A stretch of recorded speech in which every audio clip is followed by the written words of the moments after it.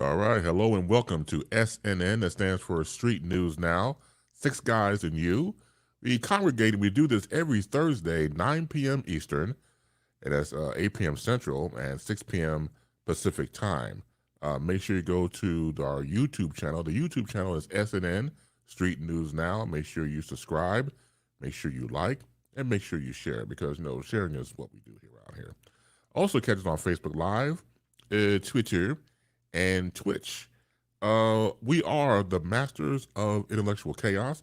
Our fearless leader, Lee Michaels, continue to roam the earth, but we hold it down for him as always as we bring forth one of the continuous members of the program, Dr. Ron Ford.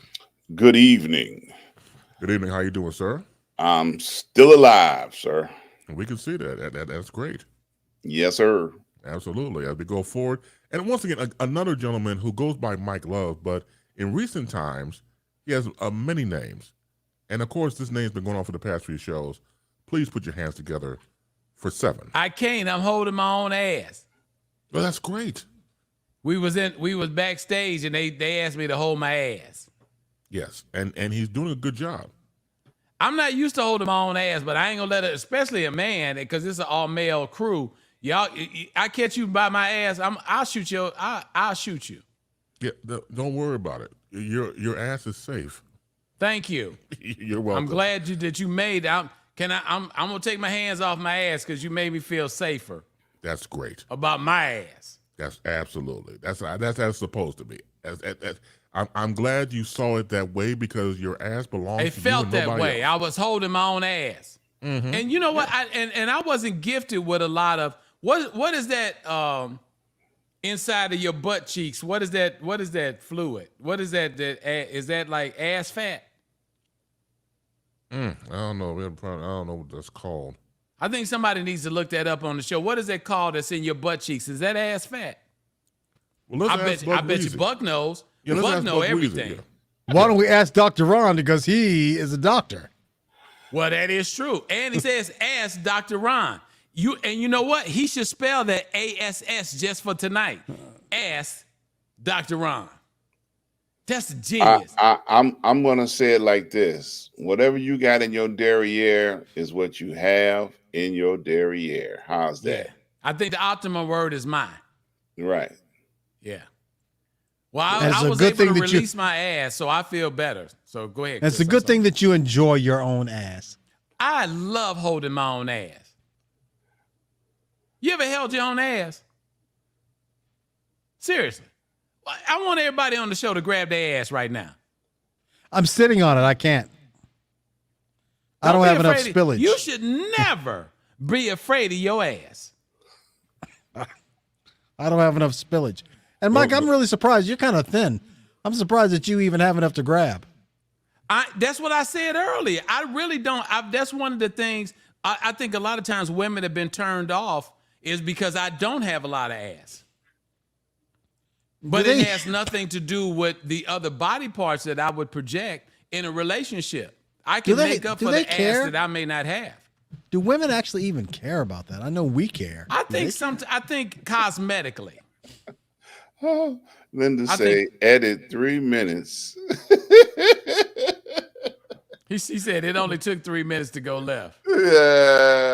Yeah. Well, I'm glad that she ascertained that. And Jamie ain't been here in a while. She gonna leave fast. She said, what if I come into? Well, wait a minute. Be careful how you say that, come into, because I ain't trying to have nobody come into my ass. So just be careful with your words, Jamie. Tell me what you come into. Chris? It don't take much. It don't take much. So yeah. It takes at least a little bit of wine, right, Mike? A little bit. A lot of bit. I don't have to be under the influence to talk about my ass. No, that's true. I wish I was under the influence. I have the influence of nothing. Why are you being what is that? What is that all about? Can you help us ascertain that? I don't know. I just haven't been drinking as much recently. Well, it's probably for the good of all of us. I miss it. I miss weed. I miss it. I haven't had weed in years. Do you do CBD? Nope. I've never done CBD. I mean, I came from the old school nickel bag, dimes, quarter, ounces, and that kind of stuff. I don't know anything you were in the about it. ounces back in the day. I bought Mike nickel was- bags a lot of times. There was a guy named Rayford that was in our neighborhood, and Rayford would have a Chick-fil-A line at his house. Seriously. People get nickel bags, dimes, quarter pounders, that kind of stuff. And then when I was in college, I would take a quarter and bust it up and sell it, trying to be hip on the side. Hey, let me tell you. So I've never done it because I'm scared of it. But I'm going to tell you, I had a friend who used to do cocaine. He was like, whether you like to do it or not, he's like, you have some cocaine, you getting laid. I was like, what do you mean? He says, women love cocaine. And I'm like, maybe those aren't the kind of women that I would. I can't speak for that either. But I was like, he showed me pictures of some of the women that would just be around him Like if because you had to come up with a demographic, how old is this guy? He was 50. At the Ish. time he told you, so is he like Yes. 60 now? No, this was not that long ago. This is maybe 2 years ago. Oh, well, he's a youngster. Yeah. Okay. But he's like, it's always been that way. He's like, you have cocaine, women want to party. And I was like, well, maybe he was a white boy. So I was like, well, maybe it's just white girls. He's like, nope. Well, I think we're black going to women. have I to was kind like, of curve our enthusiasm because we're getting a high sign from the church girl, DW. Who is that? Hey, fellas. Hey. The church girl. She got some sexy eyes, though. I can't see it. Is that somebody you guys know, Chris or Ron? Yeah, I know her. She also follows the other two programs that I do. She's a very nice person. Oh, okay. Oh. So she's ascertained some of your work in the past. You ever been surprised by someone and like they get out of the car and there's like they got a whole lot in front of them?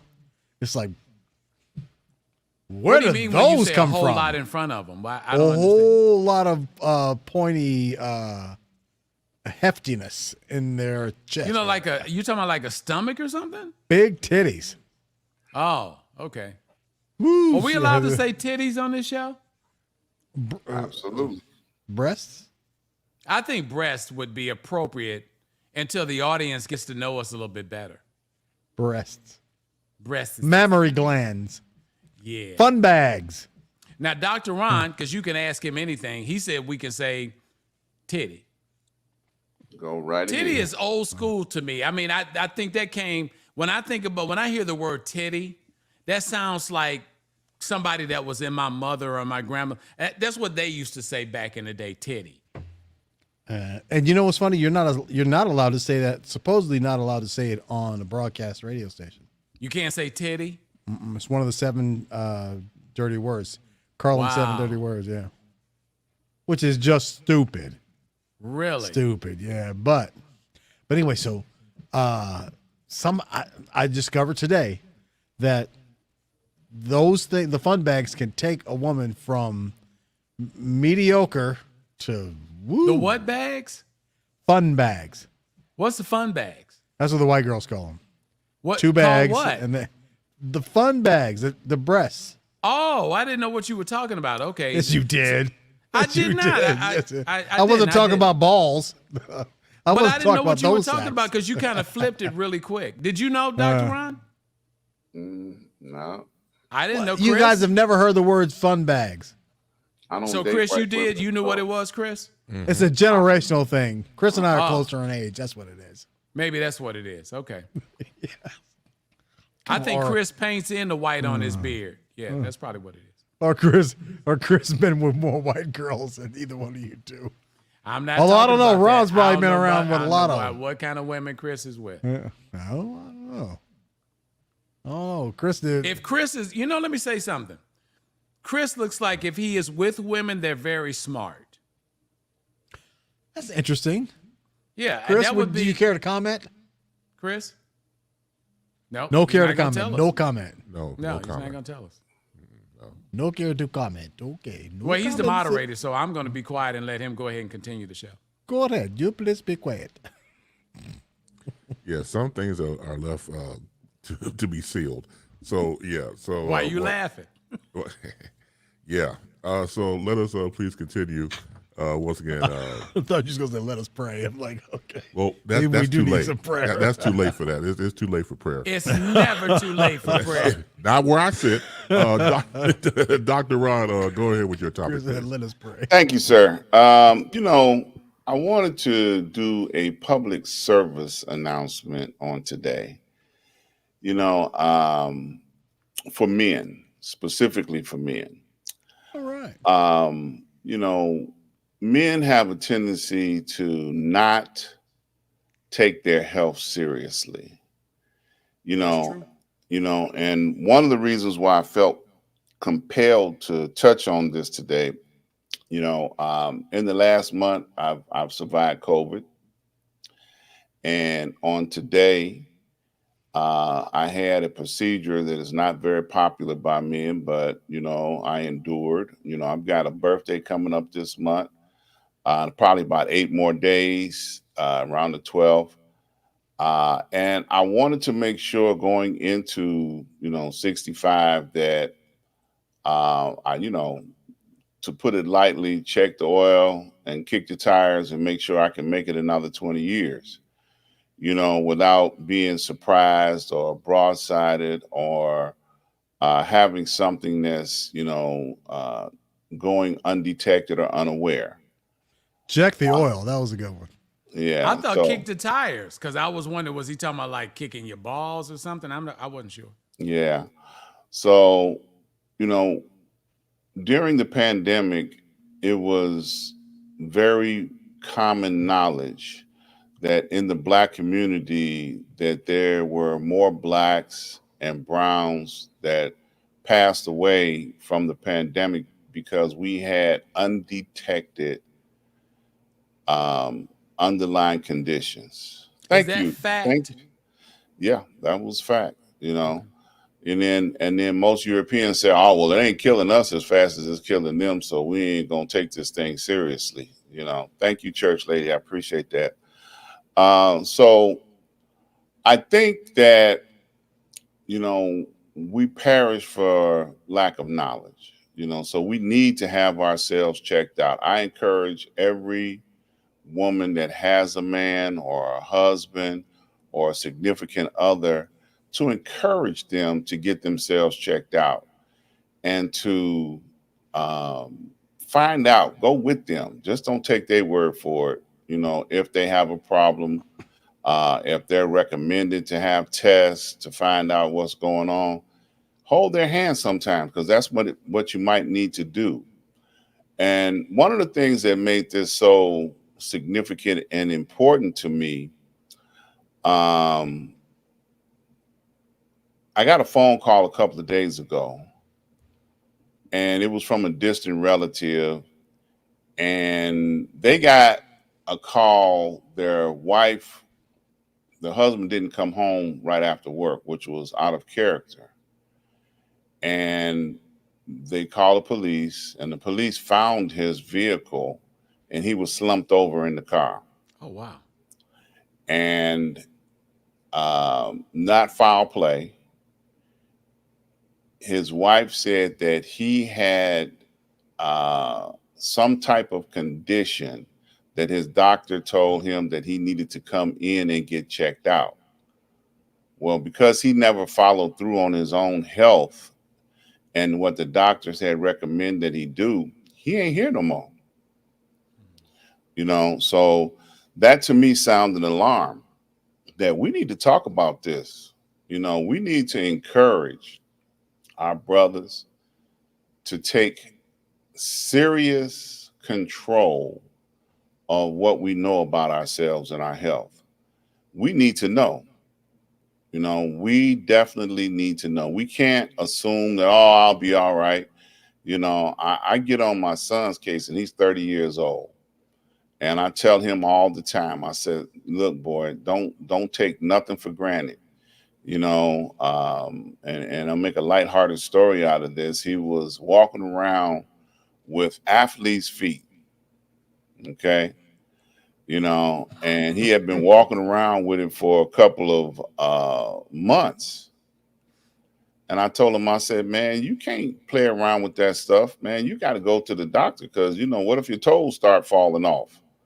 I said, you need to take your toes just as serious as you take care of your private parts. How would you like to wake up one day and your dick laying on the sheet? Because you ain't taking care of it. So when I told him that, he went to the doctor and got some cream for his toes. Okay, but you have to make it a priority for him at 30. What kind of cream would they put on your? What would it straighten your toes Antifungal. Out? It's an antifungal, yeah, for athletes' the feet. The fungus is among us. Yeah, so we need to emphasize the fact that the older we get, we even have more things we need to get checked out. The younger you are, you can't wait till you get old and say, well, I'm gonna wait till I get old. What if you don't make it to get old? The young man that they found in the car was in his early 50s, and I'm sure, he did not plan on getting out of here as fast as he did. But if he would have taken the time to follow through with what the doctors had told him to do, then he might still be here, because I'm sure whatever the situation was, it was something that the doctors were aware of it and they wanted to address it and help him with it. So I'm sounding the alarm. This is a public service announcement. Definitely, take your health seriously. The Corona thing has not gone nowhere. Today, they just announced that monkeypox is totally a contagious thing and out of control, an epidemic in every state. So there's a lot of things going on in the world and in our communities that can cause us harm and can lead to death. And I just want to encourage people, like there are people that are walking around with diabetes and don't know it. I've had business partners who did not take their diabetes seriously and had both his legs cut off up to the knees, and then just eventually just gave up and just wanted to die. So there are some serious things that we can do to prevent, our health from causing us to get out of here sooner than we should have to. So can I jump in just for a second? Yeah, go right ahead, sir. Absolutely one of not. the things. I'm sorry. What'd you say, Buck? Absolutely not. Okay. Thank you so much for not having your permission. One of the things that I think it goes back to healthcare, and who you go to see. You make some really valid points in reference to knowing how your body functions. But I think one of the things that has to happen is, as we get older, understanding what your doctor does. There's one thing to go to the doctor because you got a cough or you're sneezing, you got a cold, whatever the case may be. But if your doctor's not asking for an annual checkup, you got the wrong doctor. Amen. And I've been fortunate enough to the doctors that I go with want to do this. When I moved to Dallas, Texas, I was turned on to a young lady. She's not young, she's older. Her name is Dr. Babian, and she's turned out to be a very good friend. And one of the things I used to tease her about was she always wanted to get, she says, well, you're over 50 years old, you need a prostate exam. And so I let her do it several times, but it seemed like she was kind of having fun with it a little bit. And I'm a jokey kind of person. That's assume the position. Yeah, I mean, now the only thing that made it suspect to me, she had an assistant in there, and I didn't know which one had their finger inside of me. And I did question it. I was like, are y'all back there taking a bet? I'll stick my finger in. No, I'll stick my finger in, whatever the case may be. But the serious point of what Dr. Ron is asking or saying in this conversation is having the right health care in order for you to survive. Yes. When we were little, we'd go to the doctor and he would grab your testicles and ask you to turn your face to the left or right and cough. But we didn't know. You're a kid. You didn't know why he was doing that. And at what point in your life, whether you're in your 30s, your 40s or your 50s, or you asking questions when you go see your doctor. One of the biggest things that I think we have a problem with, Dr. Ron, Chris, and Buck, is that we go to the doctor for what we want. Mm-hmm. We go to the doctor because we got a cold. We go to the doctor because we're not feeling well. But why not go and have an annual examination? Preventive. So everything can be checked out. I'm sorry, go ahead. Yeah, preventive. I was just saying preventive. Yeah. You know, you ever get the feeling that the doctors, at least I've gotten this feeling many times, where the doctor really just kind of want to get you in and out so he can go to his next patient? My doctors never do that. And you gotta have a relationship. And that used to be a common denominator with the medical practice. You only got 15 minutes, and they're billing for 15-minute cycles. They go from one to the next, and they try and get as many in. It's a cattle call, you know. Yeah, because they've got to see 4 patients in an hour. Yeah. So, and what you want to do is like what I do with my healthcare regimen. I've got a specialist for everything, and then I have a primary physician that looks at everybody else's work to check and balance. Like, well, I don't like the way this one went, you know, or what they're saying. Because she and I have had several conversations about some crazy ass stuff that one of them doctors has said. I'm like, no, I ain't doing that. She said, I agree. We ain't doing that. You know, I'm glad she said we, you know. Absolutely. But I have been blessed enough to have a primary care physician that has followed me for some years now. And she know I ain't going to do certain stuff. Like, it's crazy. Just as an example, and I'm being totally transparent here. You know, because, medical records are private and confidential. You don't have to share. But we're a family, and our listeners are part of my family. So I don't have a problem sharing because Can you be transparent and get on with it?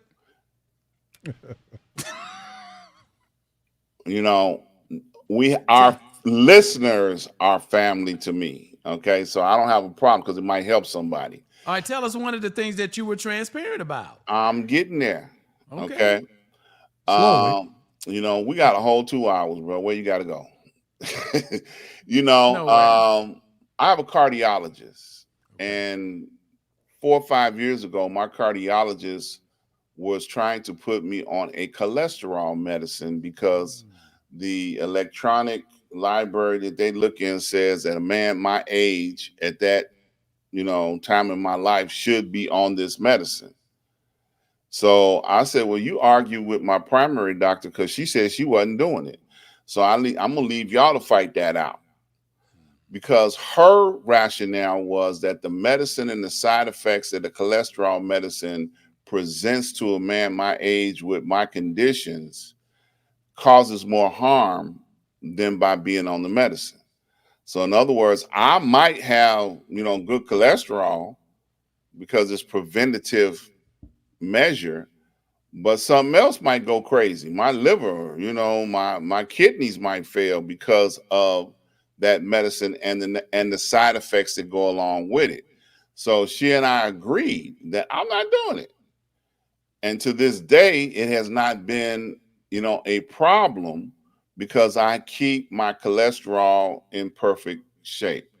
So sometimes, even though you have a specialist that might be, wanting to do what his profession says, do this, do that, it might not be the best overall, but that's having knowledge about your condition. Or it might be the pharmaceutical man. It might be the pharmaceutical rep that's kicking the doctor down to put those medicines out there. So it may not. Well, we know that happens in the business, but I think Ron made something that was clear, and I want him to bring a little bit more clarity to it. And that's the relationship that you have with your doctor. Yep. You don't go to your doctor as a stranger. You got to talk about how you feel. And be honest. Say that again. And be honest with your doctor. And be honest. Yes.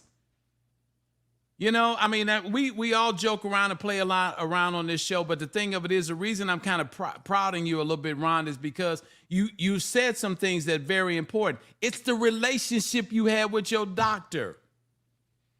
Don't skip over that. You gotta have a relationship with your doctor. Don't go into your doctor as a stranger. No. Talk to your doctor. Can you imagine the number of people, out of all the doctors in the world, can you imagine the number of people that go into their doctor's office and lie to their doctors? And don't say the doctors shit. know they lie. lie. And the doctors know they're lying. It's like, You know, and then the flip side of that is because people are afraid and intimidated. Yes. Okay. You know, people are afraid because, you know, I had somebody tell me this and for the life of me, I couldn't even understand or why they embarrassed. would feel, you know, the way that they would feel. You know, I had a person tell me that the reason why they don't like to go to the doctor because they always find something. What the hell are they supposed to do? You know, well, if it wasn't there, you know, then they wouldn't be able to find it. Exactly. You know, so I'm like, you know, you need to know what's there. Well, I don't want to go because then they're gonna want to do something else because they're gonna find something. I'm like, well, obviously you don't want to live. Yeah, well, you know, and it's fear and intimidation. I think that part of it may be a little bit of confusion with the way mechanics do. You know, mechanics will always find something so they can charge you or break stuff that's not wrong so that they can charge you. And, you know, they're really a big bunch of crooks in general. Some honest mechanics out there, but most of them, they're crooked.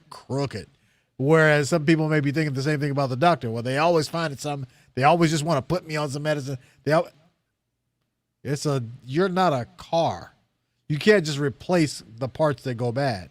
You got to fix. It's like mechanics nowadays. They don't fix anything. All they do is just replace. Something goes wrong in your body. You can't just replace your heart. One day, like in Star Trek, Picard had an artificial heart. Yeah. You know, not today. One of the things that Mike said, you got to know your doctor. And one of the agreements me and my primary physician did early on, she said, look, out of all the doctors you will have, I'm the quarterback. That's what I'm talking about. There you go. You know, no matter what they say, welcome to the show, Professor. Hello, Professor. You know, hey, and Professor. you know, I'm Mr. the quarterback. Reggie. So I'm gonna look at what they're saying, you know, I'm gonna evaluate what they're saying, and we're gonna come up with a plan that's gonna work for you because medicine is not universal. An exact science. General. Yeah. You know, it's not general. Like what's working for me may not work for Chris, or it may not work for, you know, Seven. You know, what works for me, you know, because, you know, we sit down and we look at, you know, she does blood work every 3 or 4 months, and she's evaluating what I'm doing to see if it's effective or not. And if it's not effective, she's going to come to me and say, well, you know, it might be time to do this. You know, because she brought it to me. She said, she circled back around. She said, well, it might be time to take that cholesterol medicine. And, you know, and I looked at her and I said, okay. And she, you know, she prescribed it. I ain't took a pill yet. But why didn't you take the pill? Because I did something else. Instead of dealing with the pharmaceutical part of that, I did something else to control cholesterol. And exercise? It was so funny. No, it wasn't exercise. Right food? Yeah, well, right food has a lot to do with it, but, you know, I'm an herbalist. So I believe in supplements more than I do medicines. So when my cholesterol level started balancing out, you know, she said, oh, that pill is working. I said, I ain't took that pill yet. She said, for real? She was shocked. So she said, I like where this is going. Let's do some more of this, and this then. You know, and the effects of what we have been doing were far better than taking that pharmaceutical medicine. Now, I don't but you would that. know. You would know, though, because you never took the pill. So how would you know what to compare it to? because of the side effects of the pills that are going to cause other problems. Oh, I thought you So, just said effectiveness. I yeah, thought those are yeah, two but no, different because things. in the beginning she had a worry about the side effects of that particular medicine, and the worry was still there. But sometimes doctors, they start weighing and and checking the balance and say, okay, well, maybe it's worth taking a chance, to see if we can get a better improvement in the cholesterol area, and hopefully we can deal with whatever other conditions that may kick up from taking that pill. So, and I'm saying this up front, total disclaimer.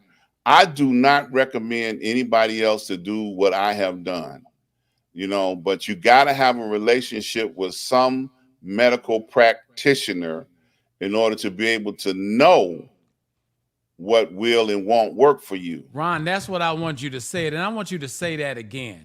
Say it again. Say it again. Yes, please. He said, "What did I say?" No, I just said you have to have a relationship with some plural medical practitioners in order Right. to be able to know what will and won't work for you. That's Yeah, right. but You it's have funny. to do that. It's funny, though. Medicine's not an exact science, which I don't quite understand. But maybe we're just not there yet. Like you'll see on some sci-fi shows where they'll come in, the computer will examine you, head to toe, just take scans and boop, boop, boop, boop, boop, and then it'll know instantly exactly what's wrong with you, and they'll be able to fix you instantaneously. And maybe down the line, but more than likely that'll never happen because then it'll put doctors out of business, and there's too much money in the pharmaceutical business. But has anybody seen that video? What was it? It was done by a TV show in Canada, I believe, where they had a woman. She was probably in her late 40s, and she needed some dental work, right? So they had these two dental experts examine her mouth and said, okay, here's the baseline. This is what's really wrong with her, and this is how what she needs. So they had a hidden camera, follow her to like 8-10 different dentists. And every single one of these dentists told her something completely different. And she took the same x-rays with her to make sure that they were looking at the same x-rays. And all of them had something different to say. Half of them were like, oh yeah, you need to replace all your teeth, and you need to get root canal and all these other really expensive procedures. And when they get back to the experts said, no, are you kidding? No. So it's not an exact science. I mean, obviously there's dentistry and it's a little different, but science is not an exact thing. And so one doctor may think, okay, this is what we need to do here. And another doctor may be like, oh no, that's completely wrong. I wish they just kind of like all get on the same page. But you're basically saying something that relates back to what Ron is saying, and it goes back to the relationship, Buck, because once again, there's a trust factor that has to come in place. You see what I'm saying? Mm-hmm. And so you got to be able to ask those questions. Do not be afraid of the person you call your doctor. Exactly. Now they look it out for you. Yeah, let me throw this in as a sidebar as well. In Western medicine, there is a terminology called doctors are practicing medicine. They never, ever get to a point where they're proficient at it. Amen. They have seen enough situations and symptoms to say, okay, this may be the problem, and they treat symptoms. When you deal with Eastern medicine, which most Western medicine will not accept because they haven't done enough clinical research. Okay? They're not going to either because they don't want to solve any problems. But Eastern medicine addresses cures. What can we do to stop what's causing you to have this headache? So instead of just giving you a Tylenol or ibuprofen for a headache, what's causing the headache?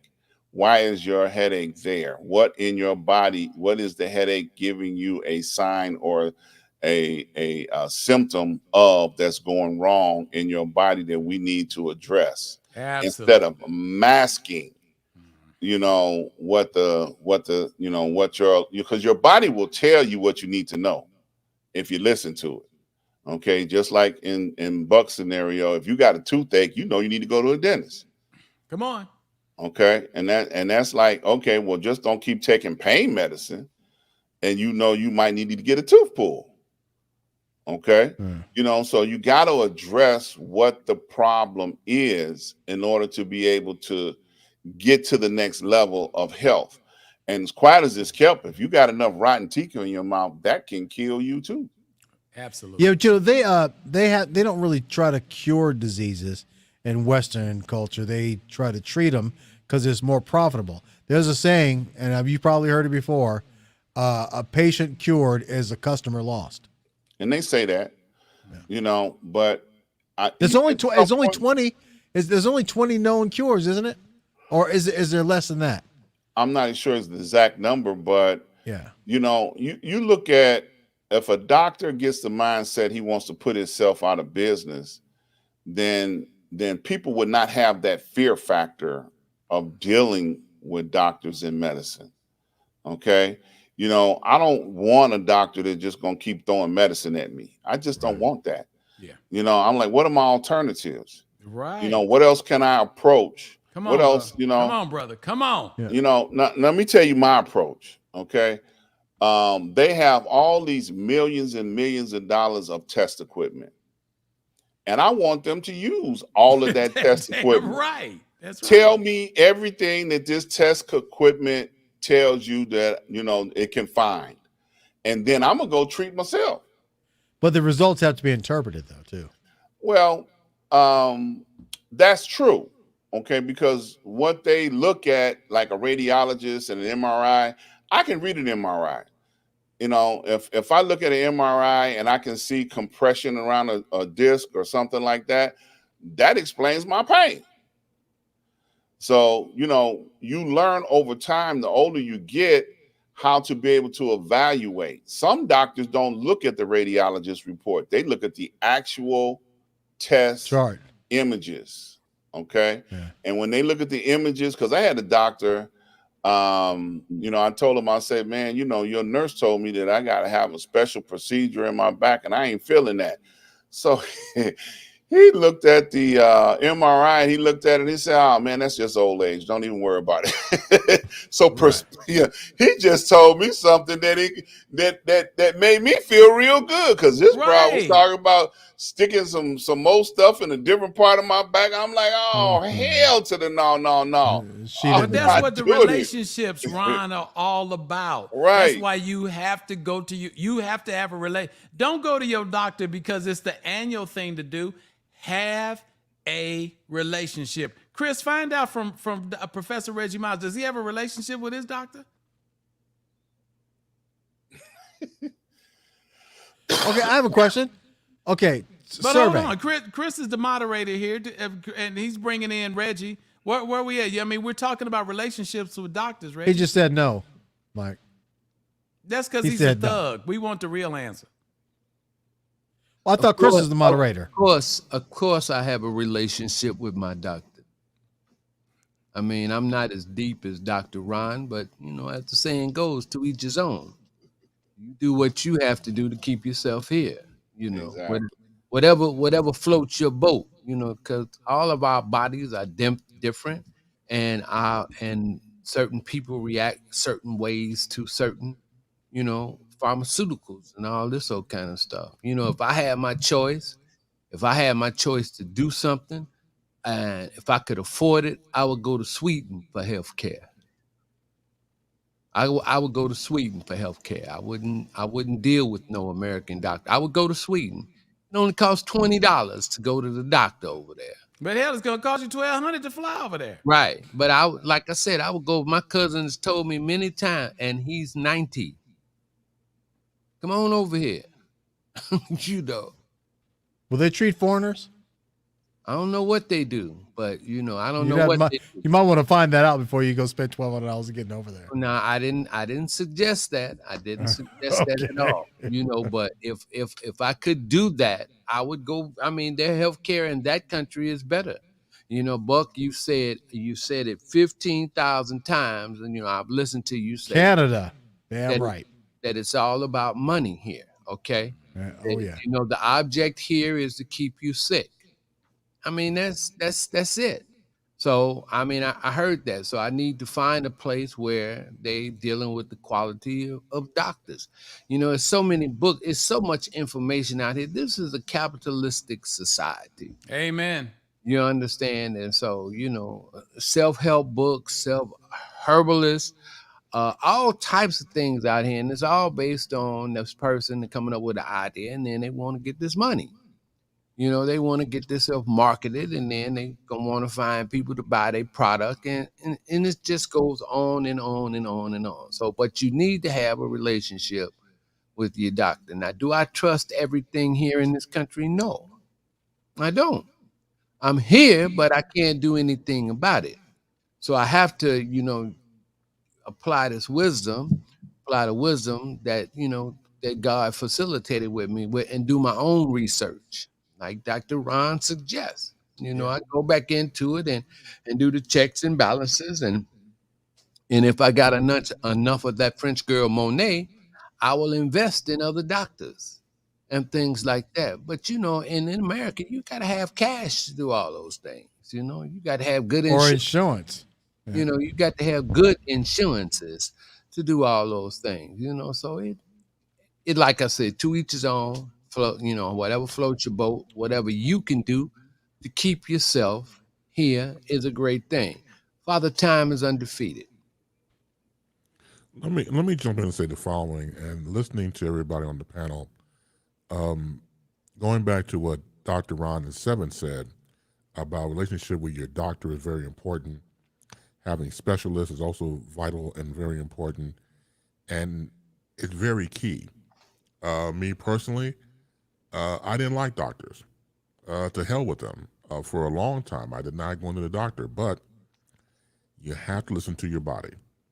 So my journey with health was I started to get these back pains, and all my life, I never had back pains right in the center of my back. Come to find out that I had to get stents put in my heart. So then after that, I started to have more pains in my back and chest. And I was having heart attacks, didn't even know it. So I went into the hospital, admitted myself, and they did the whole checkup on the whole thing. And so my then cardiologist told me we got two options. We can go in traditionally and cut your chest open and go in and operate on your heart, but the recovery time would be longer if we do that. If we go into the second option we have, to go in robotically, using robotic arms to go inside your chest and do everything inside, your recovery time will be much quicker. I took option 2. I had heart surgery in June of 2015, and that cardiologist saved my life. Amen. And so you do find people who actually are genuine, who want to take care of you, who want to see what the best options are. And so, as she told me, if we go in traditionally, it ain't gonna look too good for you. So when I did the second option to get the robotic surgery, and I'm in ICU, I wake up and my youngest daughter Mattia's there, and they take the tube out of my mouth and they unstrap me with my hands, everything on the bed. I had to learn to walk again because I couldn't walk. And I had to go through all that because everything is disconnected by that point to your brain and to your body. So it took me 2 more weeks to learn how to walk again. And what can I say? It was, you have to know when the grace is upon you. And that's exactly what happened to me. So when you realize that health is very important, listen to your body. If you're not feeling well, if you're having aches and pains, get yourself checked out. Going back to you said earlier, relationships with your doctor or your general practitioners are very key. They're very key. And combined with everything we talked about doing your own research. And once again, certain doctors are not aligned to work with certain patients. I had to get rid of a few of them because I knew they were on bullshit. You just can't keep throwing medicine at me and not take care of the problem itself. Exactly. It took me a while to find the doctors I have now because you have to weed through all the crap. Ooh, preach, boy. You have to weed through it. You gotta So weed once through you it. find that team, that general practitioner, and that team, you're on your way. But you have to listen to your body. If your body's not acting right, get yourself checked out. It's vital. You want Let's go a back doctor? and talk a little. Let's go back and Can talk. I say something? Yes, go ahead. Would you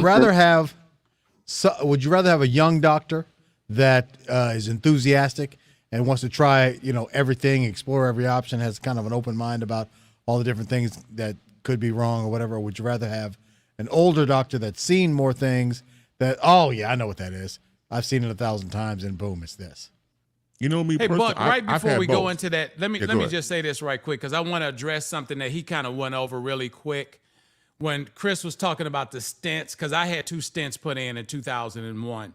And the thing of it is, the reason that they're putting stents in is because you have plaque on your arteries. The same way you have plaque on your teeth, you have plaque in your arteries. And so the stents are put in to open that up so your blood will flow. Right. Now, I don't know the extent of his treatment, and I didn't have to go that far, but your eating habits and a lot of things have to take place, which now you really have to follow the lead of your doctor because you've got to make sure that you're doing all of those things to make those stents work.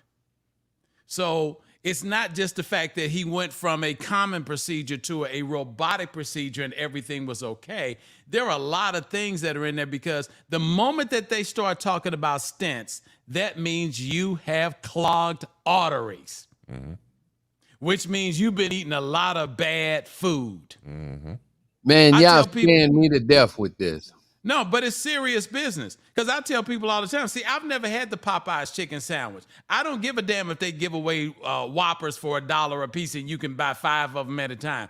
What you eat will either keep you alive or kill you.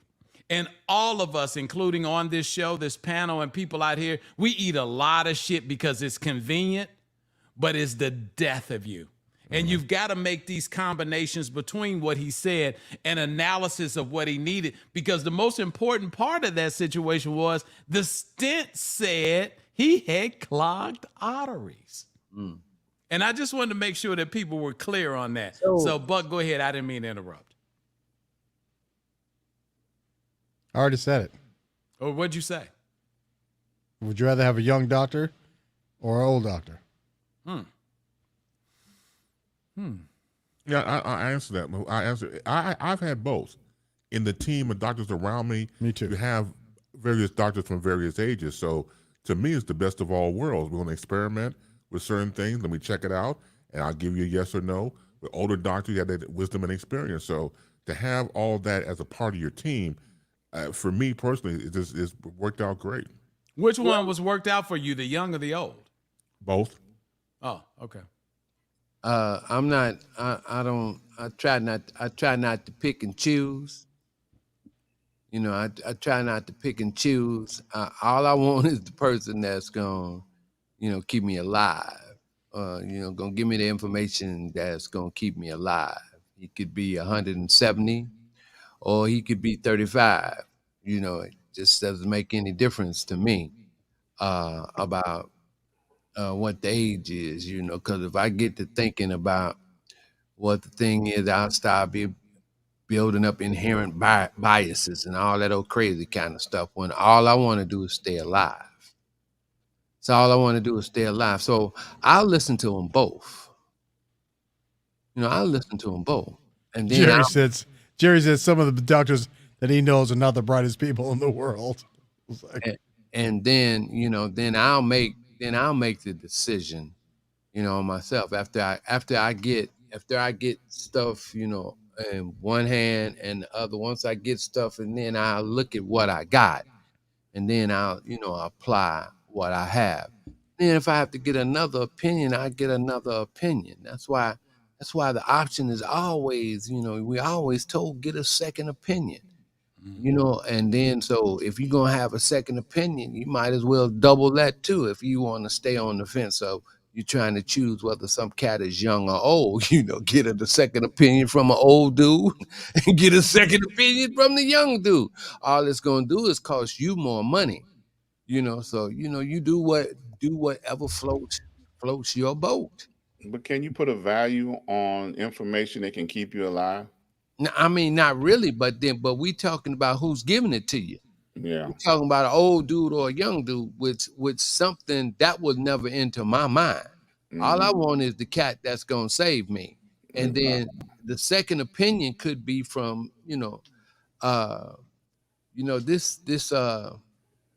I think this youth and wisdom thing.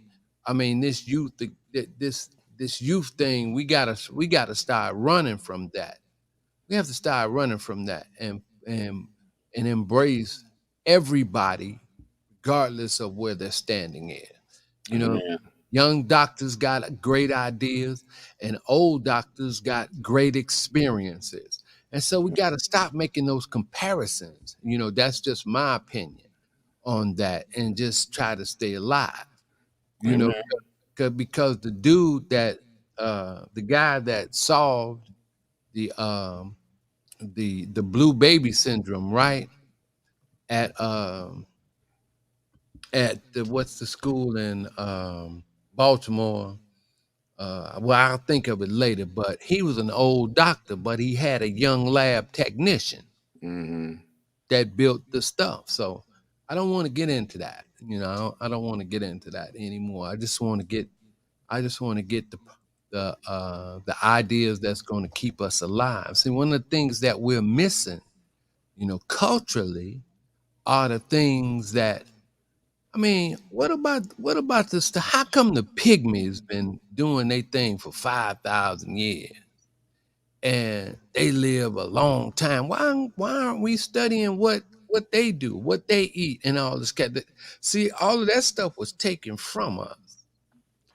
A lot of things that as far as where we come from, all that stuff was taken from us. We don't have much of a basis on anything. This is why we got to reach and grab stuff from everything else, because we don't have a foundation. We don't know our roots, much of our roots, to set us free. Because once you know your roots with anything, it'll be those roots that will set you free. And that was what one of my African students told me. My student from Ghana. He said, man, dude, once y'all get to know your roots, whatever it is in anything, that's will set you free. And we don't have any basis on, our medical stuff.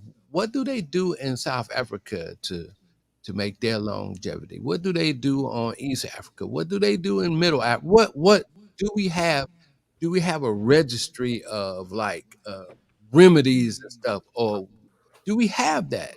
Is that available to us? Where do we go to look at those kind of things? Because a lot of things that we have to self-help ourselves, just like Dr. Ron has indicated. So then that way, when we need a physician, when we need those good people to deal with it, then we could challenge them based on what we know about ourselves. And see, and we don't have that, other than like what Base said. Base said, well, you got to know your own body. Right. And then when you don't feel right with your body, that's it. Sometimes, and one of the things about our people, and one thing about us, a lot of we're scared. Because I'm gonna tell you, I was scared.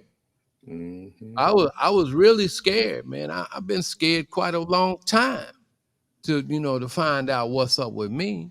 And so I had to have robotic procedures and all that kind of stuff. And I think the measure for me, if I can't dance, I'm in trouble. If I can't, But I do know that from me playing sports at young, at the way I was playing it, I do have problems with my shoulder. I was a pitcher. Throwing that league ball, that stuff hurts, and I was trying to play basketball, my knees. And some of those things that when you get at an advanced stage, you have to live through it. Yeah, and so you come back and bite you in the butt. And then you want to try to make you try to want to get the medications and stuff that'll make it easier for you to deal with, you know. Mm-hmm. And that's just the way it is, you know. The body is going to break down. It's going to break down. So when you have to go in and get it repaired or get it explored, you have to deal with that. Seeing it's not in this country, it's not in a way, it costs money. Money is money, you know, healthcare, you know, healthcare is a primary industry now, where in other places the longevity of the people is, you know, that's what's paramount with them. And you know, so got to get the best of both worlds. We got to study our own selves. How come the pygmies can live? How come they can live to be 130 years old? What are they eating? You know, in these other places where people can have these long extended lives, what are they eating? Do we know about that? Do we share that within our families? No, we have to buy that from some book, you know. You know, the self-help guys, you know, and so you know that one doctor that was talking all that was Dr. Sabi, Mm-hmm. you know, and then when you start talking good stuff, right? Then you got to go against, they're gonna come get you. Mm-hmm.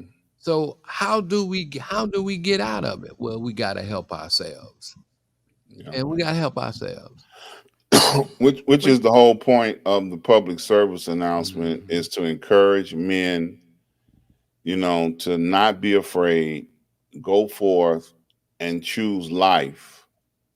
You know, choose to find out what your body is already saying to you that you may ignore over and over and over again, and find out, why is this happening? Why is this affecting me? Why?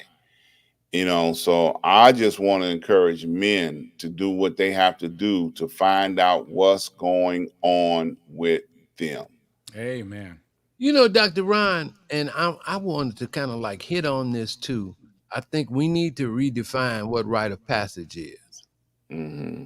I think we need to sit and have a talk as to what that is, because, you know, I that would have been a great conversation that I would have liked to hear from my dad or my brothers. Mm-hmm. My dad died of cancer, you know, and I would have loved to, and in today's medicine, you know, he would be living longer. But that rite of passage on, you know, sharing those things about being a man with the Mm-hmm. men that are around you. Like you say, you talked to your boy at 30 and he was, you know, you told him about that story. But I think we need to, one day we need to set aside a show to redefine what the rite of passage is with Black men. You know, because the biggest obstacle that we face is this old versus young.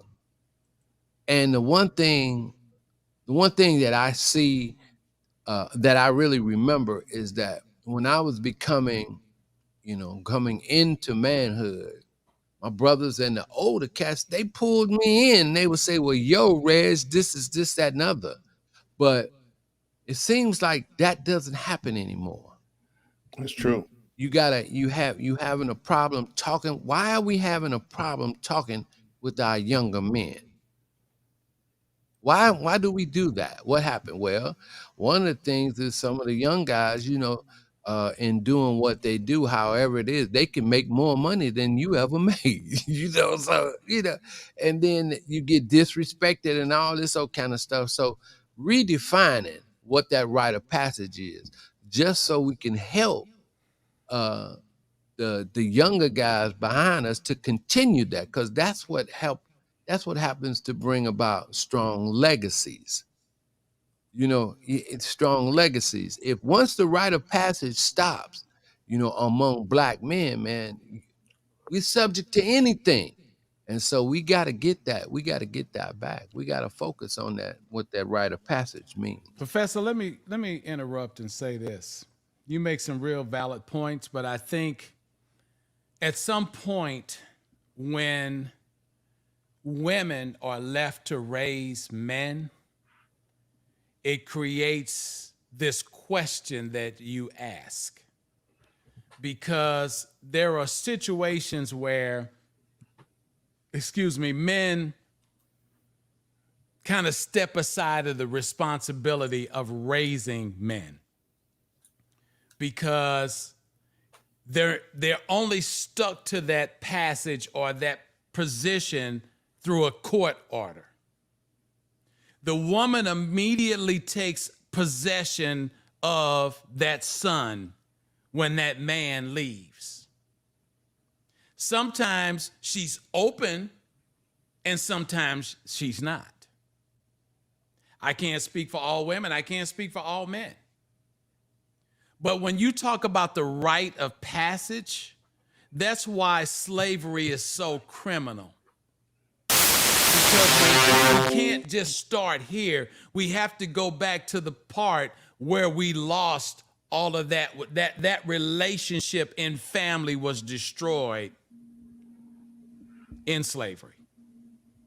Now you move to the 21st century and you start talking about that rite of passage that men can talk to men about being a man.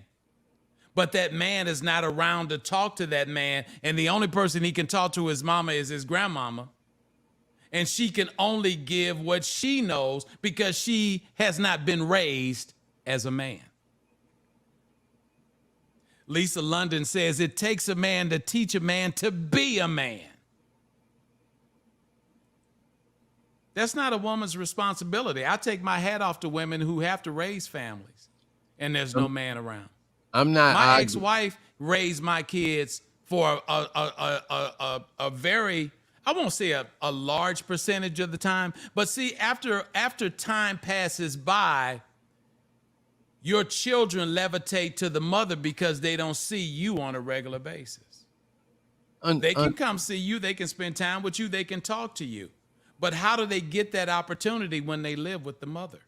Understandable, no doubt. And my hat goes off to all the women and anybody that's in that position. And my father, I wasn't raised in a nuclear family either.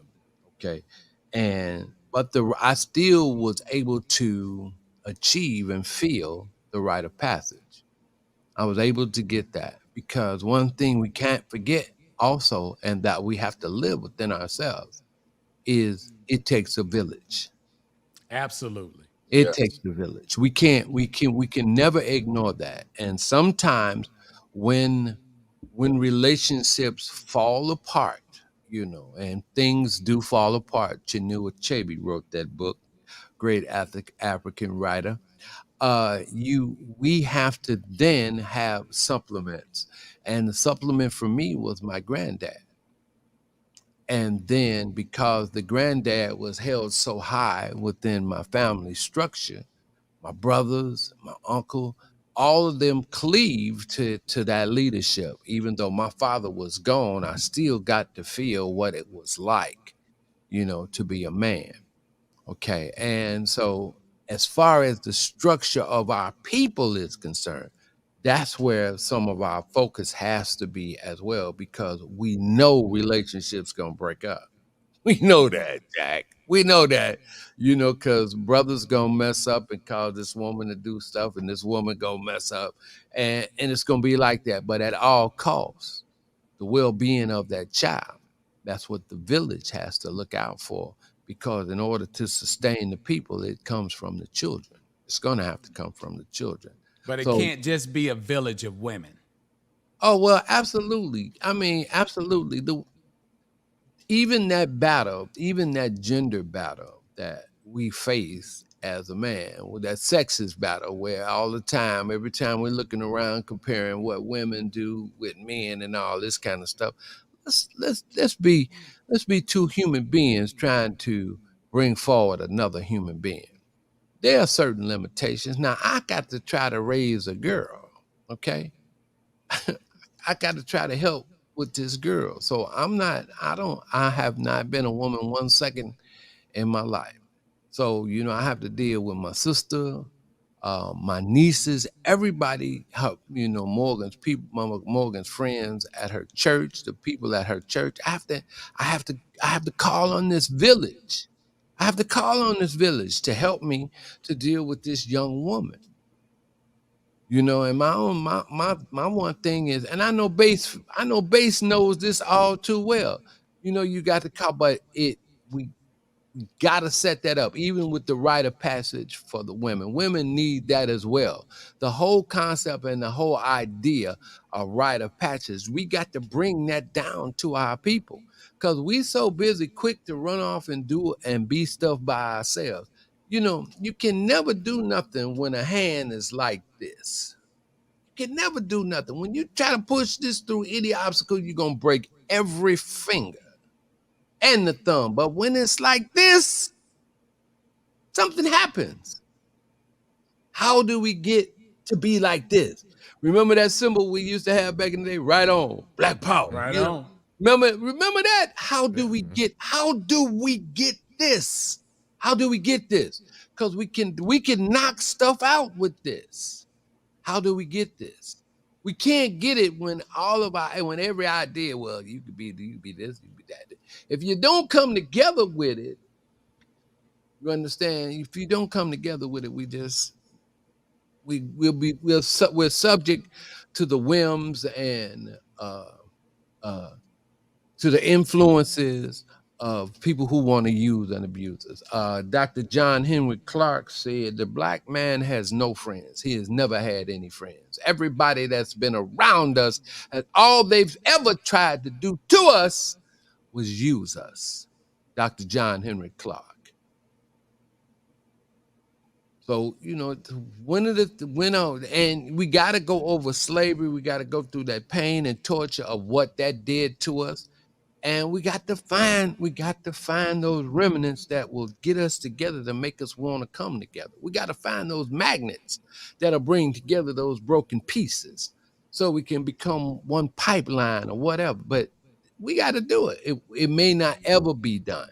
But for one thing, when you look at other peoples of the world that have relationships with their own kind, right? Russians stick together, the English stick together. You know, people from their countries, they stick together. So what is it with us that's going to help us to get together? Well, one thing I think with the men is that we have to push this rite of passage. You know, I'm not ignoring the women. I'm not ignoring the women or anything like that. But, you know, they raise the kids, but we got to be better men. And we have to be honest with ourselves and actually more honest with them. Because we do more damage as men to the relationships that we have with our sisters than anything. Because we lie to them. And we got to get that first realization to stop. You know, we got to treat her better. We got to treat her better. And that's the only way. The family is a male and a female, you know, and we got to find ways to come together to communicate with that, because we know first off and firsthand that slavery was designed to keep us separated. Couples got split apart whenever they showed love to one another. That's why women today, they did, you know, I mean, and that's been going on generations. You know, women don't they don't want to show, you know, love. We don't know how to show love to one another because we got that inherent fear that if we show love, master gonna break us up. And that's been going on a long time. That's why some of our relationships don't last. That's why we just treat the women in any kind of way, you understand, and you know how we use them and this, that, and other. And it takes a long time for a man to realize, to settle down and to be cool and to choose and get the right woman. But in the meantime, we done have all these broken pieces all over the place. How do we get there? How do we get those? How do we get this together? You know, and one of my suggestions is that, you know, we start dealing stronger with rites of passage, even with healthcare. You know, men got to pass down. You know, when you talk to another man, are you getting your prostate exam? Man, you better do this. You know, you need to do this. You need to do that. You know, you're 35. You know, you got to check this out. You know, where you playing ball, make sure you're going to get your knees checked out to make sure you still got all those kind of things. It just takes a little communication. Just take a little communication. Where did the term "just say no" come from? Okay, no sound coming from you, Buck. Say it again. Nope. Where did just say no come from? I don't know. Help me out. Just say no to what? Were you going back to the Just Say No Reagan era? Was that it? Yeah. When we first heard the term "just say no." Yeah, that was the Reagan era. Nancy Reagan in particular was talking about just say no and say no to drugs and stuff. Yeah, okay, good. That's Okay, what I was it's to thinking drugs, too, baby. right? Yeah, okay. Buck, you working over there? Nancy Reagan. Okay, there you go. So Sorry. That's okay. One of the things, Professor, that I think is paramount in what you just said is in relationships with African Americans, in air quotes, we have to say no to BS. We have to start saying yes. We have to look at relationships as power. That's the thing that I believe that they stole or we let slip by us, is that we don't see the power of a relationship with a woman. We see power as me and Buck, we running together. Yeah, this is what we do. You know what I'm saying? This is how we handle stuff. We boys. But when you get with that woman, all of a sudden issues come into place. See, there has to be some sacrifice in the situation. And this is one of the things that I've studied and I've seen from life coaching and people talking to me about their relationships. Because in all honesty, I talk to more white folks about coaching than I do black folks. White folks will tell you all of their damn business. Black people will tell you most of it, but they ain't telling you all of it. I'll always have to come back and ask a question. Buck, I got to come back and ask a question because something is missing. They leave something out. They leave something out. The most important piece, the key piece, right? The paramount piece. Say it again. The one that makes everything make sense. Why didn't you say that in the beginning? Well, you know, You got to just say no to random childbirth. If you know you want to have sex with this woman, ask this woman if she on birth control. And if she not and you don't want to ask, you need to have on a contraceptive. And go pull get out. snipped. Say that again, Buck. And pull out. Pull out is not the answer. I keep telling you that. It's I a don't start. know where you. It's not even a start. If you leaking, you can get somebody pregnant. It's a start. And that comes from, and that would probably come from. No pun intended when he said that comes from. Yeah. And that could be helped with a greater dialogue between, an elder and a young man, and you could still leave it for the young guy to make his mistakes. But then, when the young guy, no disrespect to you, but says, well, I'm gonna pull out.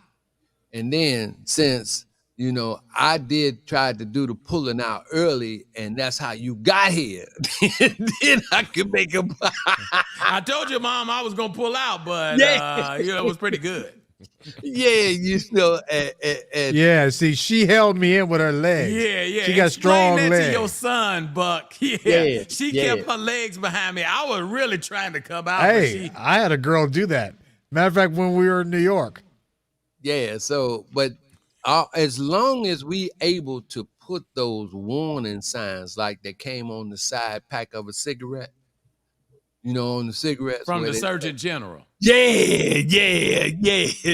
So, because how many warning signs do you see of the elder brothers, leaving back down for the young? Don't see them. Okay. That's what that's the only thing that I would like to put, or I would like to see put on the table, because nothing beats a failure but a try. So if we at least try to do something, maybe we can bend the situation and turn it into another direction instead of the direction of where it is now. Let me ask a scientist on the team, Dr. Ron. Dr. Ron, are you telling me that black men don't understand that if they have sex with a woman that she can get pregnant? Oh, they know it. Why don't they care? You know, they used to have this thing, and I still think they do have it in high school. Now it's called sex education. Mm.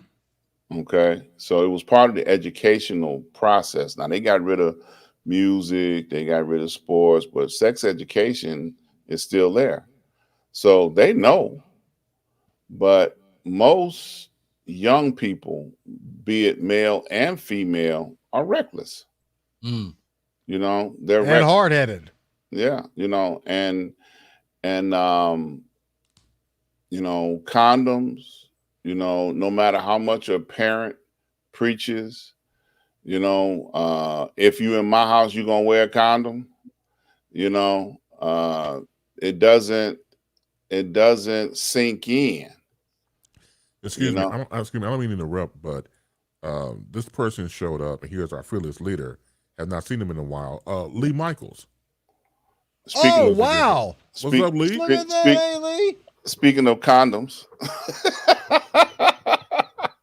Speaking of okay. I need to put my glasses on. Is that really Lee Michaels? What's up, bro? Dude, what's happening? You trying to fix the thing, man? He got his mic off. He has it on mute. Yeah, your mic is on mute. Oh, that must be the new board you messing with. Yeah, okay. All right. Make sure you got the right fader up. Cause that should be a line output this feed now. Instead of a USB. On the old one, it's a USB. It should be a line in output. Hello. There you go. There you go. He hit the right button. It's funny because I can't hear shit in my ears. Yeah. It's very low, and I've got my headphone volume turned all the way up. Okay. So something's not right in the routing, I think. You can't hear yourself loud enough, or you can't hear us? Both. Mm. How do I sound? You sound good. Sound good. Okay. Yeah, your I'm mic. on the pod mic. Oh, pull a little closer. Actually, I'm a little too low. Get But anyway, low. how you guys doing? What happened to Mike? All right. Mike dropped out. We dropped the mic. Yeah.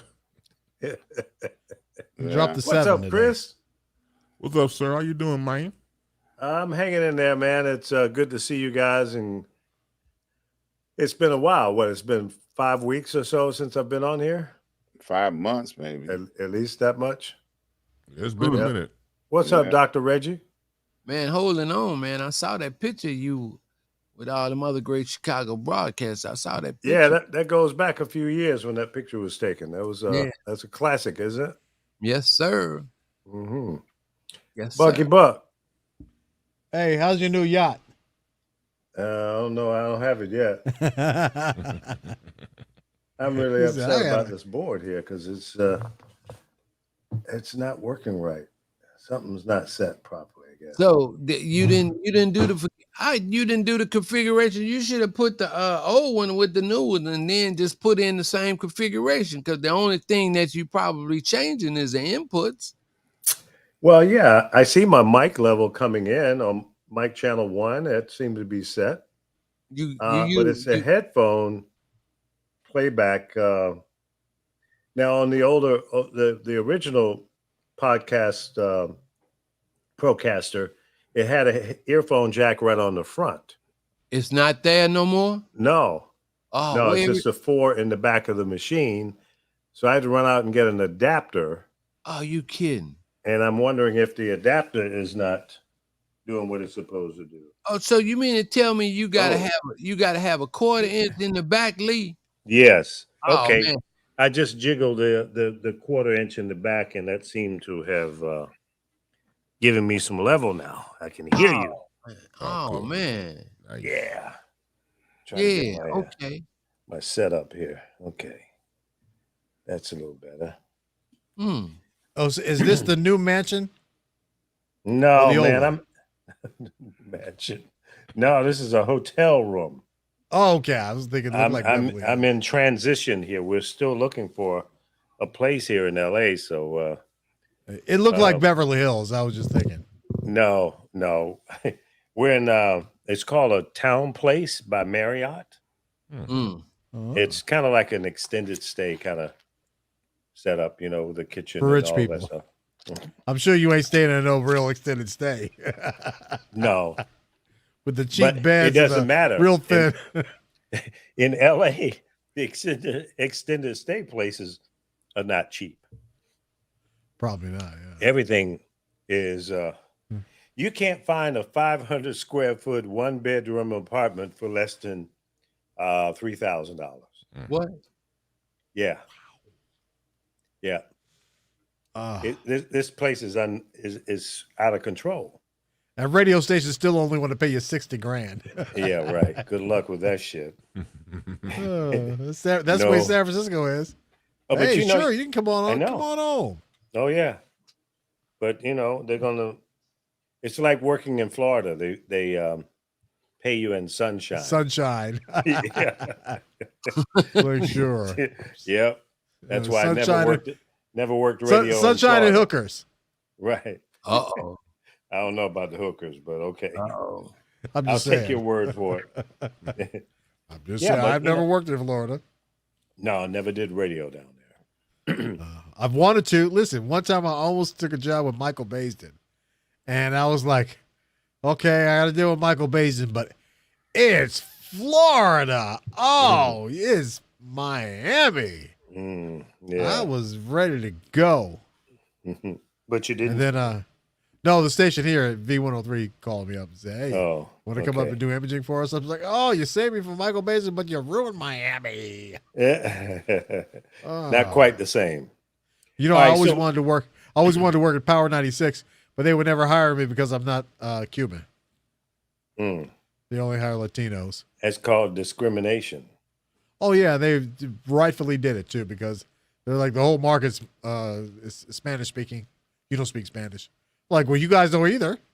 On the air. Like, right. So what's the difference? What's the difference? Yeah. Wow. So you guys were talking a little while ago about health. Yeah. And I don't want to rewind the show, but thanks. I just wanted to make a little funny here. While you guys were talking about, you know, things you should eat and not eat, I was having a chili dog with cheese and fries and a Sprite. So cooked in lard. Exactly. Deep fried. So, but there was a good segment, Dr. Ron. And Ron and I were kind of talking about that topic. Was it yesterday or day before? Yeah, yesterday. Yeah. So, yeah, good points. Good points. Thank you, sir. So, I don't know who, Chris, you're the moderator. So you tell me where you going from here. Well, I know Buck Weezy has something on his mind and want to bring to the table. So Buck Weezy, go right ahead. I did? Yep. Yeah, you did. I don't remember now. You better make up something. Okay. I must be high. I can't remember now. Okay. Here we go. No, I don't do that anymore. Oh, there we go. It's been a long time. Yeah, whatever. I'm just saying. Well, I'll go on and do mine then. So thanks, because I really can't remember. Sure, not a problem. It's okay. We're all working together. But thank you for thinking of me. Sure, not a problem.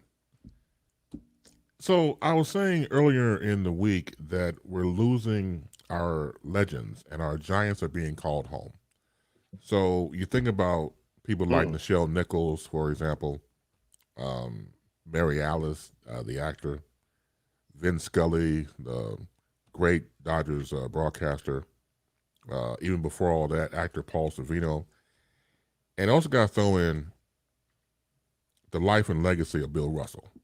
Yeah. And how much he meant to people off court as well. Just some points about Mr. Russell. Won 2 national titles in college at the University of San Francisco. Also won a gold medal with the USA in the 1956 Olympics. 11 NBA titles in 13 years in a career with the Boston Celtics. He also was a 5-time league MVP, became the first black head coach in any sport in 1966 with the Celtics. This man also was, at the same time, a player coach. So you know you got to be super bad to play and coach at the same time. That's how bad Bill Russell was. I did not know that in 1966. Huh? Really? Yes. Wow. Super bad. He coached the Did not know Celtics, the Seattle Supersonics, and the Sacramento Kings. He was awarded the Presidential Medal of Freedom in 2011 from President Barack Obama. The story that always hits me the most when I heard about Bill Russell, as I learned about him years earlier, was when he was playing with the Boston Celtics. And he lived in a suburb of Boston. His house was invaded. They ransacked it. They went through all of his trophies and personal items with his family, and just everything was just destroyed, even to the point where the bedroom, where obviously his wife and him went to bed in, people defecated in the bed. That's how disgusting this situation was that he went through. If Bill Russell went to the Boston Celtics and demanded a trade, just on that alone, you couldn't blame him. But the fact that he stayed, and the fact that he didn't paint everybody with a broad brush being racist, gave that city 11 NBA titles. People understand, the Boston Celtics didn't start winning championships until Bill Russell got there. His rookie salary in 1956 was $24,000. Oh. Now, look at the comparison, obviously, between the cost of living back then to where it is now. As I said before, a lot of these guys had to work in the offseason because they didn't make that much playing professional ball. Also with Bill Russell, there was a time in 1958 where he was touring the offseason with the NBA All-Stars. This is in North Carolina. White hotel owners that were segregated would not let him and other black basketball players stay in those particular residences. So they had to find other ways, or Bill would say, look, if I don't get accommodations for me and my black teammates, I'm not playing. Plain and simple.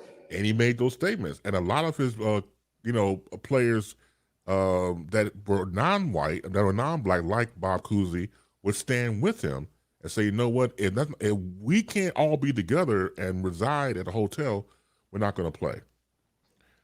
Also, I thought it was interesting, if you catch this, there's a viral video that's out from the NBA. It was an award ceremony. On stage with Bill Russell is Kareem Abdul-Jabbar, Shaquille O'Neal, Dikembe Mutombo, and David Robinson.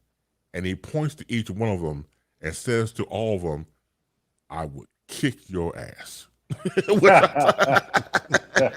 and he meant that. So it wasn't like he was just saying that, he actually meant that. Also, 1967, you've seen the iconic picture of the Cleveland Summit with Muhammad Ali. This is a decision Muhammad Ali decided to refuse to be drafted. And you see these black players of the time seated from left to right was Russell, Muhammad Ali, Jim Brown, and then Lou Alcindor before he became Kareem Abdul-Jabbar. Wow. Also, another thing I found was interesting was in certain circles, he was also known as Felton X because he was practicing tradition of the Nation of Islam, replacing a European slave name with an X. Felton being his middle name, he went by Felton X in certain circles. Magic Johnson recently has said that the NBA should suggest retiring the number 6, which he wore, permanently across the league. Someone like Bill Russell, again, you measure the tape of a champion on court and off court. And for someone represented not only players, but people. Civil rights, just the fact of making living better. For the standpoint of, you look at what he was making, and again, $24,000 salary, to fast forward to a Steph Curry, making $230 million. You're standing on the shoulders of people who paved the way for you.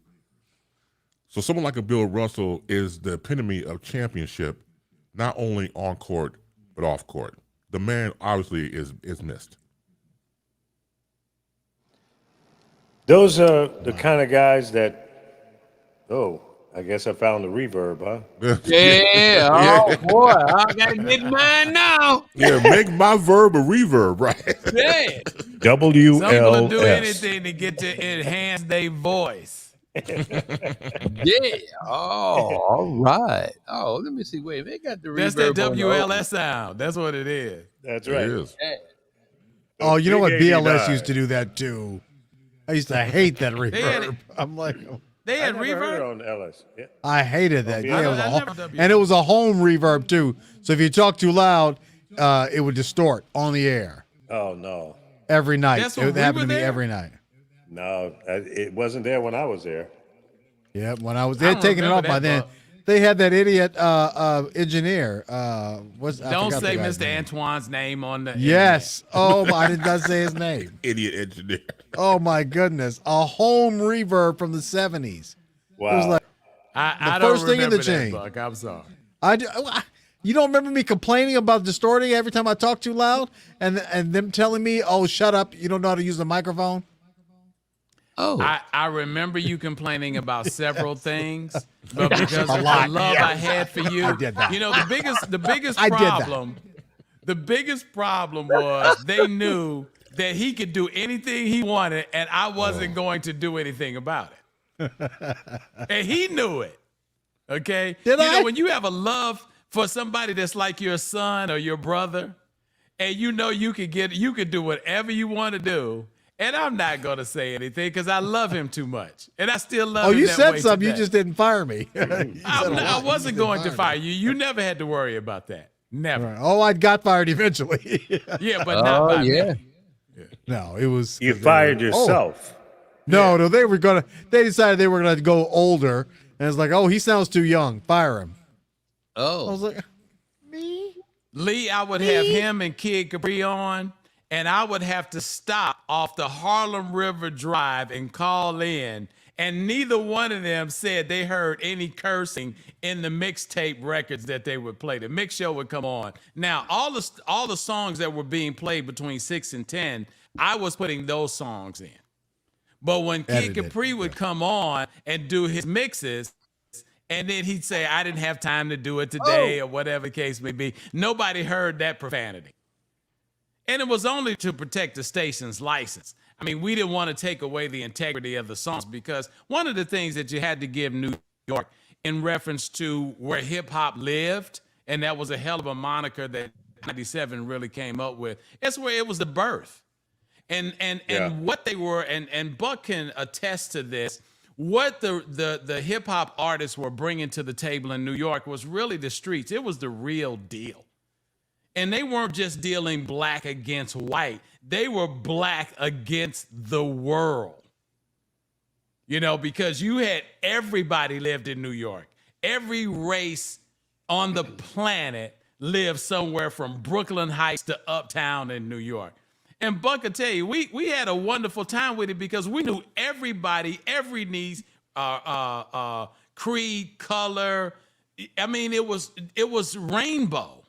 Living in New York was rainbow. You were there with everybody. You may meet anybody, man, woman, or child, and they could be from somewhere you had never, ever heard of before. Mm-hmm. And they were proud of it too. That's And the they thing were about proud of it, dude. They didn't stand down. They weren't trying. Don't try to make me an African American. They would be opposed to that. I'm an African. I'm African. I'm from here. I'm not a I'm from Gotten this Pika. country. Yeah, no doubt. Remember in Sugar Hill, I'm a what? You Gotten Pika. And then Wesley Snipes went ahead and killed him, of course. Yeah, well, that was the end of the story. It's a movie, yeah. So who is this guy that is the imposter for Lee Michaels tonight? Because this is not the real Lee Michaels. Is this some Hollywood makeup get up that's been put together for the show tonight? Just another dummy. Yeah. Hey, boss, we love you. Verb, it's good man. to see I you. got to get that verb. I got to get it. Yeah, we got to get the Procaster too. Yeah. Doesn't the old one have reverb? No. I'm gonna get it. I'm gonna get it now. So I got the Procaster too. I got reverb. Yeah. Where is it? You got to go in the settings. It's in the area where processing is. All right, well, we'll do that another time. I didn't know I had that. Under effects. Yeah. Under effects. Nice. Yeah, effects. Yeah. Hey, Chris, I put that picture up of the Cleveland Summit. If you want to share it, this was one of the most outstanding moments in history. Oh my God, that picture right there is to die for. Oh Yeah. wow. Yeah, an outstanding moment in history. Yeah. You know, and it was a scenario where every sport was represented. Now who's that sitting next to Kareem in the center, right there in the very center? Jim Brown? Jim Brown, That's Muhammad Jim Brown, Ali, okay. and then Bill Russell. And Bill Russell. Gotcha. I mean, that oh my God. That almost Kareem brings on the tears to far my eyes. right. That's oh my God, that's powerful. Is that OJ in the back? I can't tell. No. Oh, okay. No, No, this I was see before what you're OJ. Yeah, this was in 1967. And Charles the Stokes, federal, Walter yeah, Bobby Mitchell, Sid Williams, Curtis McClinton, Willie Who's Davis. the guy that looks like Martin Luther King behind Muhammad Ali? Let me see. was that He looks like his, Dr. Martin was That's that Luther his- Bobby King. Mitchell. That's Bobby Mitchell. Okay. You sure that's not OJ in the back No, row? OJ not there. No? No, It does look no, like he wouldn't OJ, have looked doesn't like it? that. Definitely. Yeah. Yeah. No, that's And we'll never know who's the guy in the back that's completely covered up. Right. Yeah. That could be But- me. But this was, you know, to give a little context to this event, the federal government decided to come after Cassius Clay after they had drafted him. And they wanted him to go to war. And he decided that he wasn't going to war. Wasn't And they fighting for America.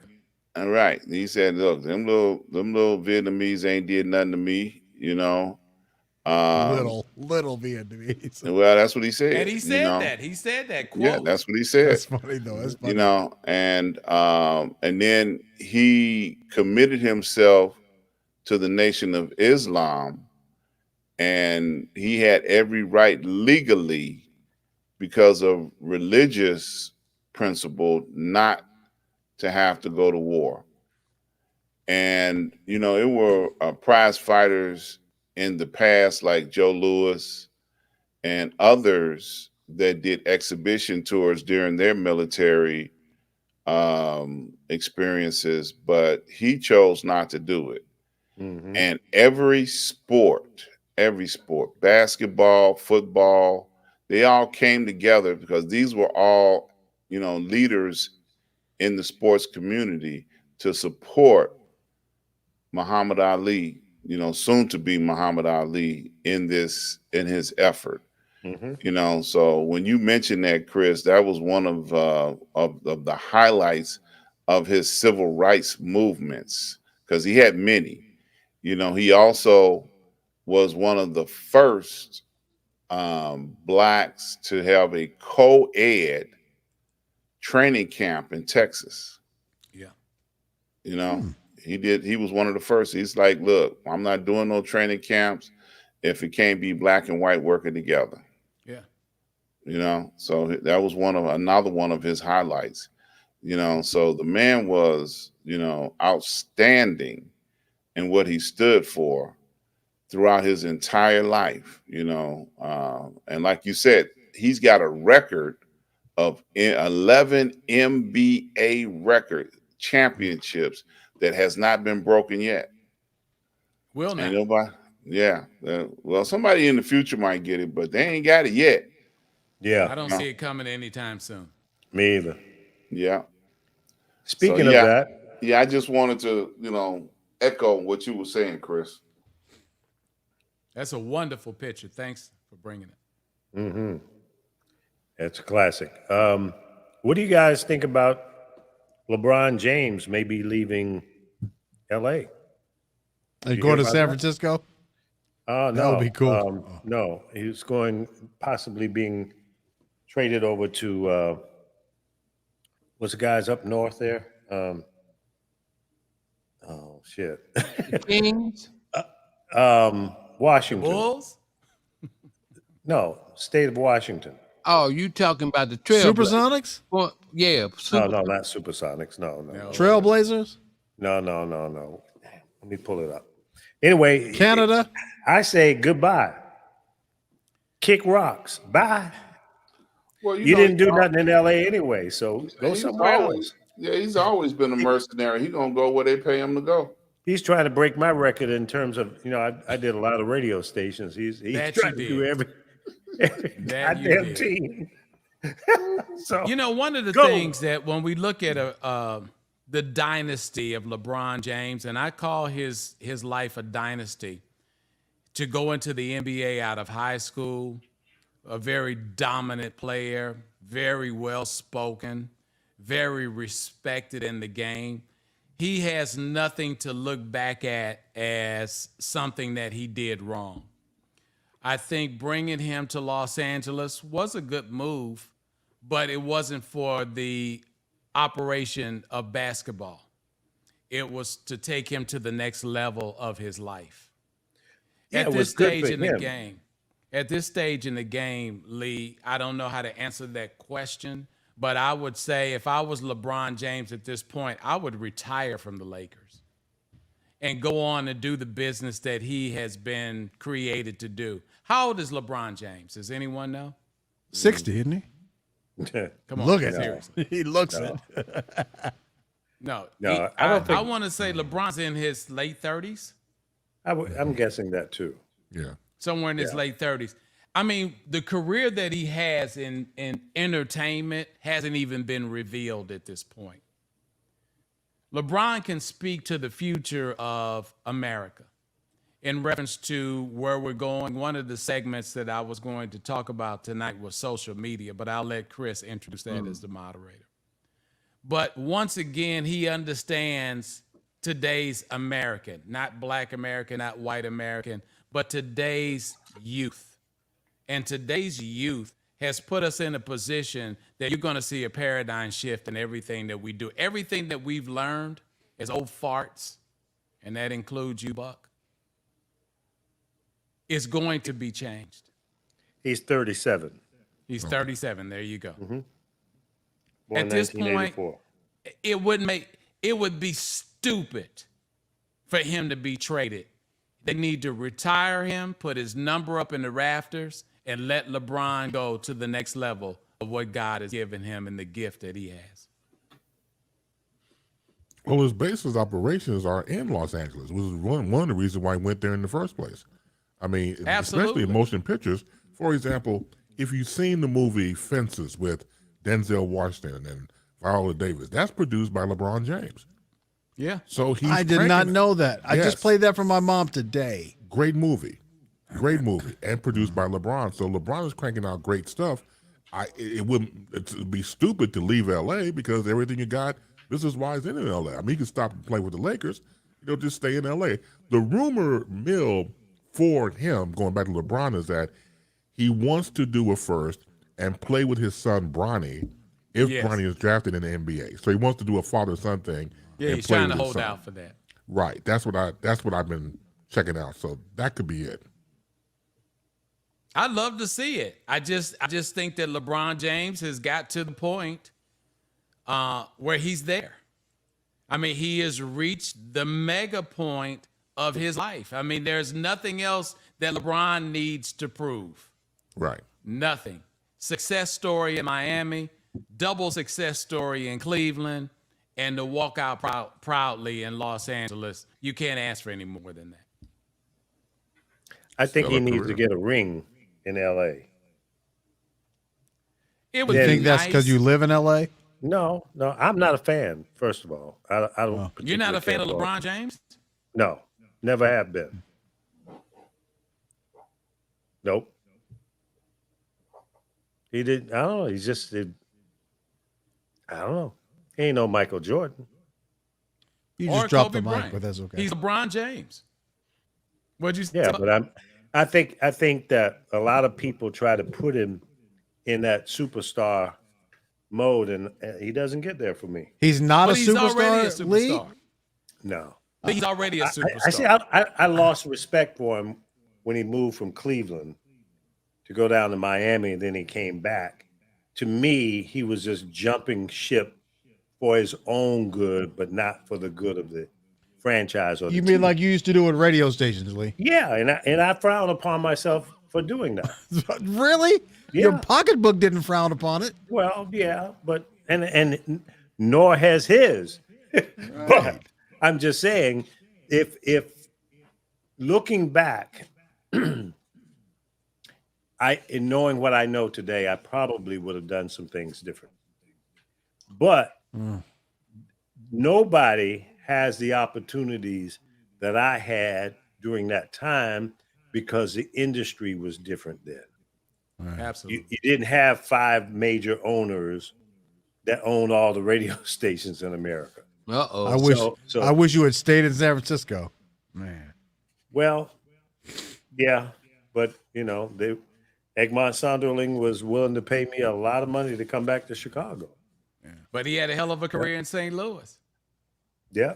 We loved him in St. Louis. Hey, love Chris, St. can Louis. you bring back what Jed said a few seconds ago and read that for us? There you go. You talk about which one? You talk about that one or? Yeah, that one right there. Yeah. Yeah, that would make a great career end, but he should protect his body. I would agree with it. I don't think he needs to put anything else at risk at this point. You said he's 37, Lee. Right, he'll be when 38. he gets 45, he will be in the billions. Yeah, he'll be 38 in December. Yeah, Father Time is undefeated. What a great age. Oh, what a great man. Buck, say it again. Great age. I was getting it in at 38, and you couldn't tell me jack. Oh shit. Well, that was at 28, and that was at 18, and that was at 8 years old. And how old are you now? Oh, I don't know. I'm lie so much about it. I had to go because behind that, the cussing word came out. I got the blank. Blank. Well, let's go into a theological setting in this situation with Dr. Ron. When we talk about blessings on our life, Ron, we can see it, right? See the blessings? Yes. Well, he put his if your eyes are open, if you conscious, yes, absolutely. But I'm talking about when we go to the word, I'm asking Ron to kind of let this evolve into a blessing that has come on his life. He doesn't have to do it's there, isn't it? Well, he's I said early on, I look at him as a mercenary. Everything he did put himself in a position to be able to make, a great deal of money. But what has God done in his life, Ron? That's what I'm asking you. I'm trying to answer the question. Okay. So, his skill and talent made way for him to be able to get the financial dollars that he got. Now, he has been a blessing. He has created schools. He's done great charitable work. He has had a very balanced life with what he has done. But, only, God can get the glory out of what you do if you ask God, should I do this? So was God in him leaving and going where he did and accomplishing what he accomplished? I can't answer that question, but spiritually speaking, he has a very charitable heart, which puts him in a position where he can continue to receive what he has been receiving. Yeah, his blessing is his talent. You know, that's how he got to where he is. He's used his talent to the best of his ability and parlayed that into a well-paid career. And from that, those blessings that came along from his success, he has parlayed that into positive things and community involvement and what have you. So all around, he is blessed and highly favored, no question. And No passing question. that on to his children, to his son. Yeah. And, you know, I respect him for all of that. I'm just not a fan. That's all. You know, from a basketball standpoint. But I respect the fact that he's talented. Boy, when I get to be his age, I want to have at least accomplish half of what he's done. What? You're not 38 yet? Man, I'm just good saying. night. He said, I've been 38 twice. Yeah, I know, right? Yeah, 9 minutes early. Good night. Yeah, good goddamn night. Yeah. Chris, Buck has been 38 at least 2, maybe 3 times. Right. Seriously, I turned 29 about 5 years. Oh, man. Here comes the lightning bolt, man. I'm saying, I'm glad I'm over here. Had I know, a party right? every time, too. Buck Wells turned 29 again. It's the 10th year in a row he turned 29, right? Yeah, that's right. He done it again. Buck's Right. It's 39. Buck Wild's birthday. Well, let's see, what is it? 7:51. So we're getting ready to get to the end of this thing. And I had about 25 topics I wanted to bring up, but I guess it'll have to be another time. Or you you've can been pick stacking one. them up Pick the since best you've one. been missing in action. Pick the best one, Lee. Oh, God, there's so many of We them. want to hear it. Something on the lighter side. Beyonce. Hey, Casey, come here. Beyonce had a little controversy on one word, I think, in her latest release. Are you guys familiar with the story? Somewhat. A little bit. Well, the word, what is the word to him? Ron, we Milkshake? talked about it. No. It's kind of I a can't slang, remember what it meant. Yeah. a slang word that people in the medical field and people who are affected by Spazz. David put it up. Spazz. spam.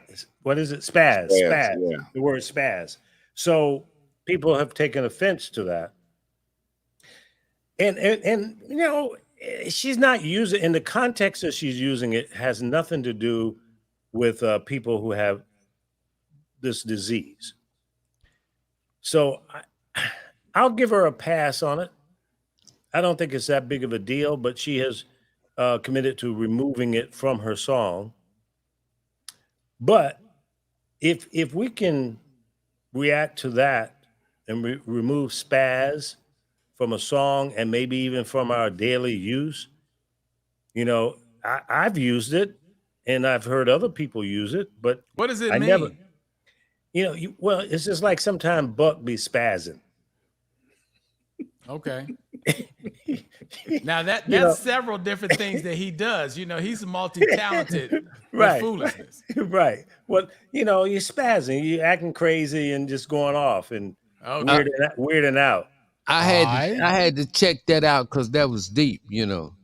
And it says a person, either male or female, who can be very overdramatic, moody, weird, quirky, flamboyant, annoying, suggestive, Buck, I'm passionate, telling you, man, you leading it, dog. That sound like you all day. man, and passive aggressive.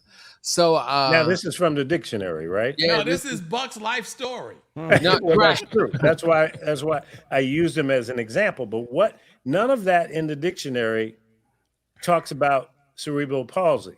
Right. Yeah, Yeah. and that's the Urban Dictionary now. That's the Urban Dictionary. Okay. Well, but so people take offense to that, but you know, a lot of people are still using the N word. Oh, you mean nigger? Yeah, Uh-oh. yeah. See, I don't use it. I don't use it.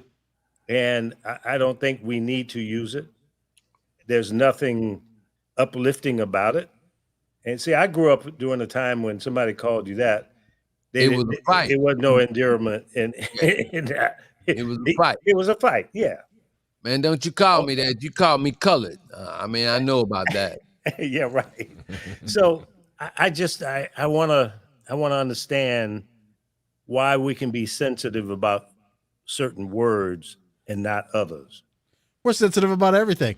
When you have 20 trillion followers, somebody's going to be offended by something you say or do. And then you know what? It's so easy for them to come on. All they have to do is get on social media and watch a snowball.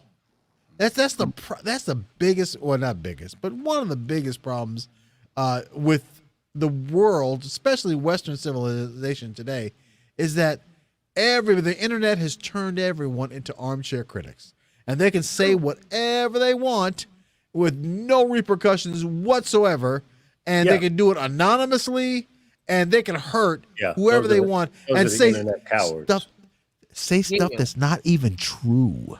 I'm gonna find a way to incorporate that into my gangster vernacular. Man, I got to do that now because I done learned a new word, man. Y'all spazzing, so I got that. I'm gonna have to work that out. You know what I'm saying? Yeah. When Buck hit it, I said, man, you're spazzing. You spazzing, Buck. I'm gonna hit it. I got it. Dr. Ron, quit spazzing. I got Mike. There you go. You spazzing. I got that. I can't. But see, you can't. We need to do a show. You can't use it though. Huh? You can't use it because you offend the people who are, beehives, cerebral palsy. Wait a minute now, but I'm going by the Urban Dictionary. Well, I understand. I'm going by the Urban Dictionary now. I don't know nothing about. I don't know anything about anybody that word is offensive to. I just have to put a disclaimer on it because it's not about that. I'm using this word under the Urban Dictionary. That would be like a really good thing for us to do is to check the words out. You know how the words change. Sure. Professor, you are so hip. Oh, Buck, you spazzing, man. and see, in the defense of Beyonce, I'm sure she was not using it in a way that people are offended by it. Because in context in that song, it didn't lead in that direction. I guarantee you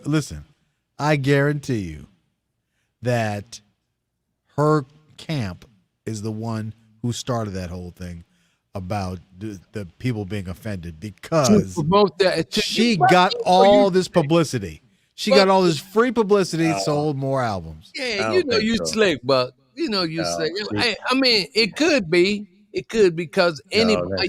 Y'all go on that conspiracy stuff. It's not a conspiracy. It's business. It's business. Look at that boy who was in court today. What's his name? Alex Jones. What did he do? He's in court being sued by. He said the whole killing of those children up in what's the little town? Uvalde? Yeah, he said it was a hoax. It was made up. That those kids were never killed, and the parents are actors. So they sued his ass.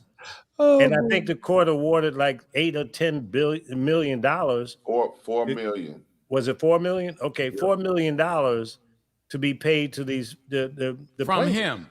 Yeah. Well, he tried to claim he didn't have it. He's broken, bankrupt, and all that shit. And the judge said, "Well, look, here's one particular day you made $800,000 in one day selling merchandise." Yeah. So she didn't buy it. Freedom of speech is not freedom of speech. Exactly. Just because you can does not mean you should. That's right. And if you're going to get on this microphone and pimp lies and conspiracies just for your own benefit to make money, I got no use for you. I say lock him up. Take him out. Because he's destroying our industry. When you say you see that dude in court, I thought you were talking about Brittney Griner. No. Brittney Griner. Oh, there you go, Buck. Spazzing. Spazzing Brittney, out. have you heard Brittney Griner speak? I have not. She sounds like a dude. Okay, for real. Yeah. With a deep voice deeper than mine. That's Well, now. you know, I'm That's so That was sorry the other. about what That I was the did. other I'm sorry about subject I that. wanted to dig into. Brittney Griner. Go ahead. What was she thinking? Now, listen. And you use the word "she" very liberally. Well, whatever. Come on now, Buck. She went to Russia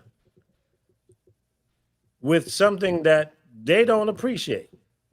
What were you thinking? First of all, let me say this to all the athletes in America. You got to Any say it other like country. Dr. Ron. That's athletes. It just stop. Athletes. Athletes.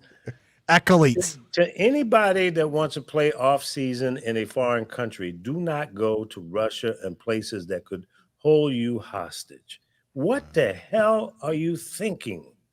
How much money could they possibly give you to go and get yourself pimped out like that? Well, it was by accident. I didn't mean to take that with me. Yeah, okay, fine. But what were you thinking? Why would you want to go play in Russia anyway? The money They're was not paying. friends. They was paying good money. My uncle told me a long time ago, you know, when I did something dumb, he said, the name of the game is you ask for it. Not what's my mind. Right. Yeah. You know. But Be careful what you ask for. Oh. just a FYI fact. There are no females in professional basketball in the United States making more money than Steph Curry. They put that up. The entire league is not making enough money. Well, that's a whole nother that's a whole nother problem. So that some of them make like $50,000 a year. So that answers the question why she was playing overseas in different leagues, because they paid more money for her to come over there. Understood. Well, but you don't need to go to Russia. They did that. You can go to Argentina. You can go to Mexico. You can go to England. You got 60 other countries you can go to. Or you can play in the regular NBA. Check this out. So, you know, we all know this, and we should know this, that you can't go into nobody else's house doing what the hell you want. Exactly. That's it in a nutshell. So the lesson from this is use common sense. Period. 9 years later, she's gonna be there for 9 years in jail. Well, very possible if they don't take the deal. If Russia doesn't take the deal that's on the table right now, and I don't think they are. No, You know what's They funny? don't have to. They don't have to. They don't give a damn. You know what's funny is that they got a 98% conviction rate over there. Yeah. Yeah. So Yeah, it don't look they ain't good unless playing. they get a prisoner swap. Chris? Yes. Wrap it up. That's the cue. You have been connected to SNN Street News Now. 6 Guys and You. We do this every Thursday evening, 9 p.m. Eastern, 8 p.m. Central, and 6 p.m. Pacific time. Also, I have a quick public service announcement. Certain people I know, it's Pacific, not specific time. Let's get that out the way. We gotta stop doing that. We gotta be better people when we talk. It's not specific. Nobody on this show did that. Not my people here. No, they know because they're watching the show now. It's Okay. not Pacific. It's specific, not Pacific. So Not please, specific. right, exactly. Let's get that out the way. So catch us also on YouTube. Type in SNN Street News Now. Make sure you subscribe, like, and share. For Professor Reggie Miles, for Buck Wheezy. I didn't mean to do it. Of course you did. For Dr. Ron, for 7, and our first leader, Lee Michaels, Chris Bass, continue to be peaceful. And Professor, give us a very good, hearty good night. Good night.